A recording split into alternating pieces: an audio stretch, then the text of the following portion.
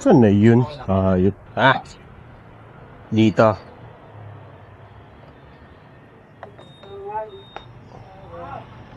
Yeah. Eto na mga papi. It is time. Yeah. Okay mga papi, so kunwari panibagong araw no. Pero ito pa rin yung araw na pinagawa natin kay Albes yung fuel filter natin, pina-replace natin. Tapos pinapalitan natin yung lock ng yung cable pala. Itong upuan natin. Pero syempre meron pa tayong isang project na kailangang gawin sa ating motor. Okay, so like I said sa previous video natin, meron tayong major na content. Ilang buwan ko nang pinangako sa inyo. Sa ako na i-reveal kung ano yun. Basta malapit na. Patience is a virtue. In order for us para ma-accomplish yung project natin na yun, syempre kailangan natin na matinding preparation para sa ating motor. Hindi naman sobrang matindi.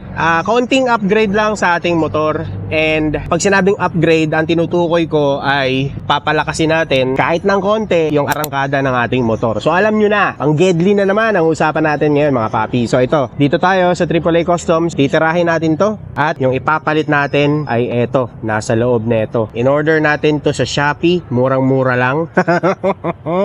So tirahin na natin to bago pa tirahin ng iba. Let's go! Okay mga papi, so ano na naman tong ipapalit natin? Sa lahat ng mga misis dyan, pagpasensyahan nyo na po, baka mamaya yung mga mister nyo biglang may in-order na naman, may mga naka-add to cart na naman yan. So isa lang naman to, promise. Hindi naman to masyadong mahal. At ang kinagandahan nito kasi, makakadagdag or makakatulong to sa overall performance ng PCX. Yan siya. Balot na balot.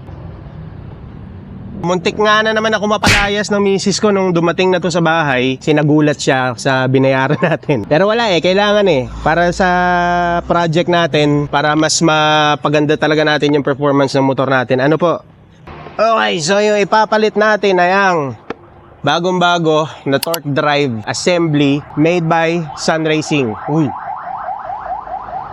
May sinusugod na naman sa Okay, so mga papi, going back. Sun Racing na torque drive assembly. And as you can see, made specifically for PCX 160. Japanese technology mga papi. Ngayon sa mga hindi kasi dyan nakakaalam, yung torque drive nitong PCX natin for 3 long years, stock pa rin po. And madami na yung nangyari, madami na tayong napuntahan, ilang libong kilometro na ang nailakbay ng ating PCX at hindi ko pa rin po siya napapalitan. So, naisip ko, it's about time napalitan natin siya. Ayan mga papi, it's made in Taiwan. Ba talaga pag sinabi mong Taiwan, Thailand, Indonesia, yan yung mga malalakas pagdating sa performance parts ng mga motor. So, kaya ko to napili kasi medyo madami na rin ako napanood ng mga videos. May mga nabasa na rin ako ng mga reviews about yung performance nito. Mamaya pakita ko sa inyo, explain ko kung bakit solid talaga siya para sa akin. Tara, open na natin. Buksan na natin, ayan Sun Racing, made in Taiwan. Okay, so may torque drive assy sila or assembly, may mga clutch belt din sila na mga products. And actually dito sa AAA Customs, meron din silang, ayan mga papi may clutch lining din sila. Open na natin. So itong torque drive na to, na in-order natin ay version 2. Alright, sige, dyan lang yan. Ito ang pinaka-importante. Ang sabi nila, this is made from itong part na to, yung Teflon, yung sinasabi nila. Maganda siya in terms of heat dissipation, panalo. Ang ganda ng itsura. And then actually, mga papi, mas magaan siya compared sa stock So, mas maganda ang magiging performance mo in terms of arangkada. Kasi magaan na yung pag-iikot na ito Okay, mga papi, so meron tayong nalaman. Salamat kay Mang Kepweng. Ay, si Kuya Edwin. May tinuro siya sa atin tungkol dito. Nakikita niyo yan yung parang mga mukhang kanal. So meron dalawang klaseng kanal na nandito. Ayan isang straight lang and itong isa, yan yung naka-curve. So according to dun sa sinabi ni Kuya Erwin, mas mabilis daw yung pagbaon ng belt kapag itong parang lock na to, nandito siya sa pa-curve. Kasi ang magiging epekto niyan, syempre, simula dito sa part na to, bubuka yung bubuka yung torque drive natin. So babaon yung belt. Pagdating dito sa side na to, sa part na to, pagka nakagather ka na ng enough RPM, most likely, bigla siyang bubulusok pababa. So, kumbaga yun yung pinaka-effect sa performance niya, which is, itong medyo pa-curve na kanal na to, pang torquey talaga siya, kung gusto niyo ng torquey na performance. And itong straight, ito yung usual na ginagamit, kagaya ng sa stock natin na torque drive, straight lang yung pinaka-kanal niya. So, normal performance lang siya, kumbaga. So, dahil ang habol natin ay mas malakas na arangkada, dito tayo sa may curve. So, maganda siya, no? Double purpose. Kung gusto mo nang mabilis yung baon ng belt, dito mo siya ilagay sa may curve na kanal. Kung gusto mo naman yung normal na performance lang, ilipat mo yung lock mo dito. Galing. Mabuhay ka, Sun Racing. Ang lupit mo. Okay, balik na natin to.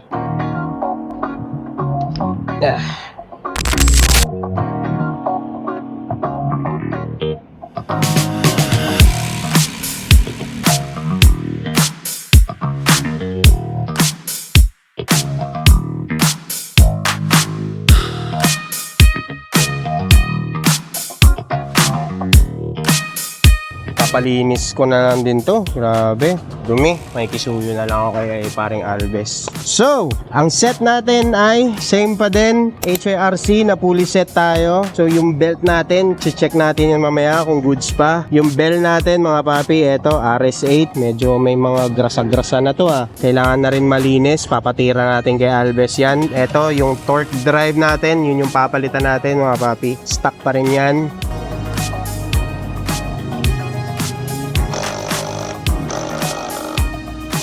Parang nawawala na yung ngipin na ito. Mukhang nagbabadya, mukhang kailangan na rin palitan.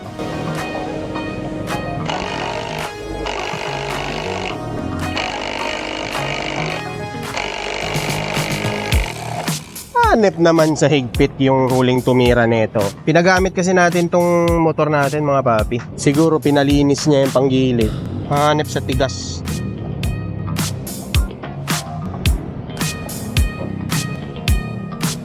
Oh, itong ating clutch lining, Daytona, goods na goods pa rin. Ilang buwan na to, libo-libong kilometro na nabiyahe, goods pa rin. Pero itong ating clutch bell na RS8, medyo na to, nagbabadya na kasi medyo nawawala na yung tali mo unti-unti. So baka kailanganin na rin natin tong actually, mga siguro after a month or two, papalitan na natin. Pero maganda ang performance nito, promise. Linisin na lang din natin yung panggilid. Linis muna bago natin ikabit.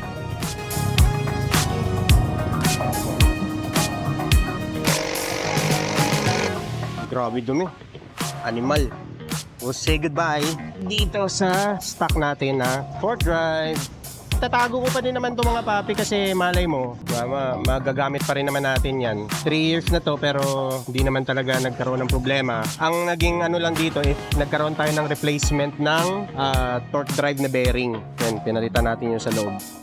Ngayon, it's linis time. 3 years na din to mga papi. RS8, tigas pa, 1000 RPM, goods pa din, nice.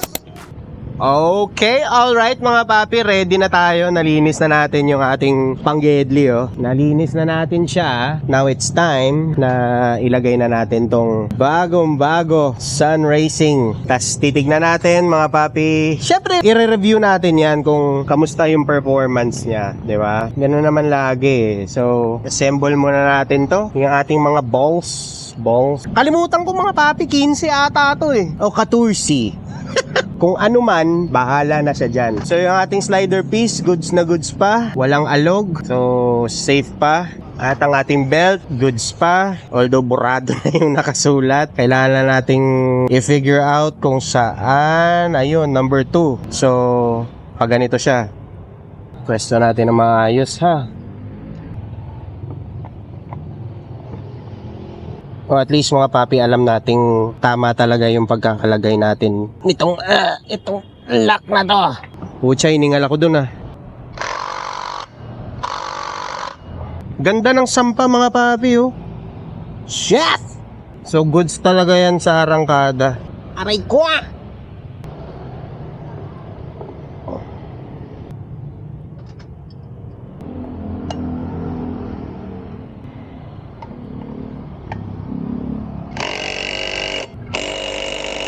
Next is clutch bell. Let's turn it on mga papi.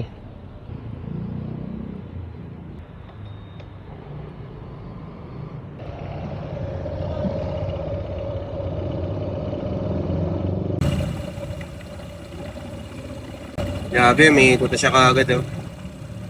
Pero so far gusto ko yung behavior ng belt. Okay.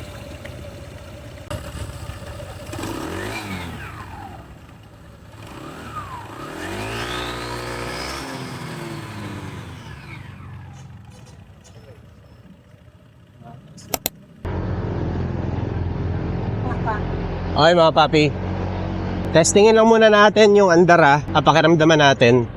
First time ko kasi gumamit ng ganitong torque drive so titingnan natin yung performance niya. Ngayon mga papi, in order for me na makapagbigay ng mas maayos na feedback, mas mabuti siguro kung gagamitin ko muna ito ng mga ilang araw. That way, mas makakapag-gather ako ng maraming observations and for sure, isi-share ko lahat yon sa inyo sa susunod na video. So paano ba yan?